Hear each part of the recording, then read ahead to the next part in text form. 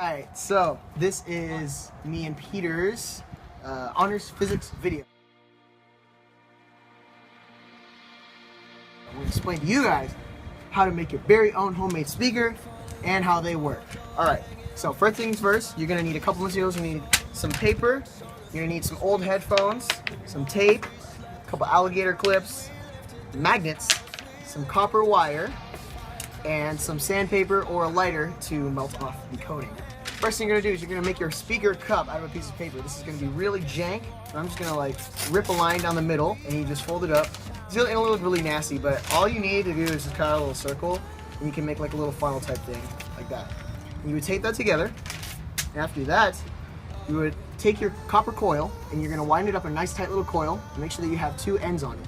And this is going to act as the current flipper. It's going to flip the flow of the current, and that's going to cause vibration. The most important thing is making sure that you get those vibrations intact. So a couple problems that we had when we made our original coil is the coil either wrapped too tightly around the magnet or it didn't at all, kind of just sat on it. So we would suggest actually using a magnet to wrap your coil around to get the circle going, but make sure that it's not too tight to where it can't move, because the whole point is capturing those vibrations which make the sound.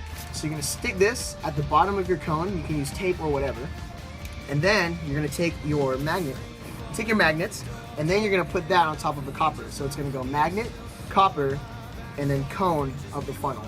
And so this is gonna all work within the electromagnetic current. And the only thing now that you need is a power source or a sound source, which is gonna come from your headphones. We actually cut the very base of it and we expose the two sound wires inside of them, one going to the right and to the left.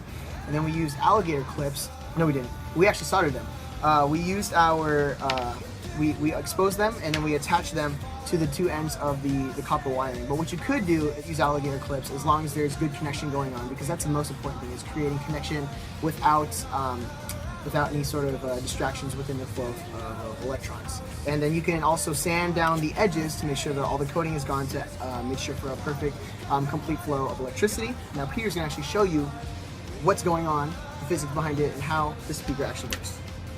Okay, so in order for a speaker to work, you would need an electric signal that needs to be heard. So in order to do that, you would need the speaker to contain an electromagnet, which is a metal coil that creates a magnetic field, which is, this thing. The metal coil reverses the direction or flow of the electric current, and the coil reverses around the pole of the magnet. When the pulses are reversed, the electrical energy passes through the coil and the electromagnet, the root of its magnetic field, and is attracted and repelled from the magnet. So therefore, when the vibrations of electric currents are reversed, it creates, like, they clash together, which you hear the sound when it comes through the cone, which you made with this paper, the track paper.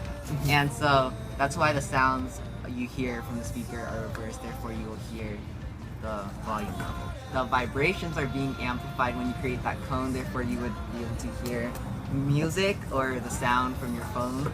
And this makes sound waves from the surrounding air, and the sound moves towards your ear.